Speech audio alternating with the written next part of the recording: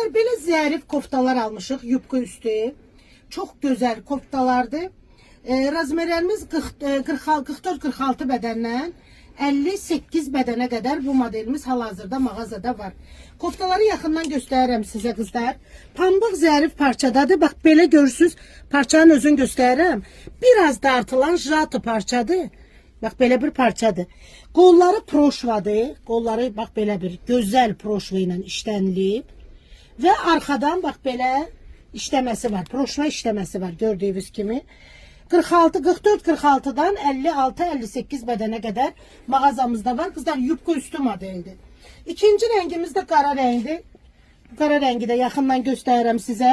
Əvvəlcə parçasını göstərirəm. Zərif parçadır. Özdə qızlar bu koftaları penceyin altından da giyə bilərsiniz. Yəni müəyyən nəyinsə altından da giyə bilərsiniz. Çox gözəl qalır. Bir xanım aldı giyindi. Çox gözəl görsənir əyində. Özdə enli koftalardır. Görürsünüz A kəsimdir. Mədəni qarnı görsədmir. Amma yubka üstüdür. Yəni bunu nəzərinizdə olsun ki yubka üstü modeldir. Bax belə iki rəngdə gəlib 46 bədən, 44-46 bədəndən 56-58 bədənə qədər çox az sayda mağazamızda var. Kim istəyirsə vaxtında gəlin əldə eləyin mənim dəyərli gözəl xanımlarım.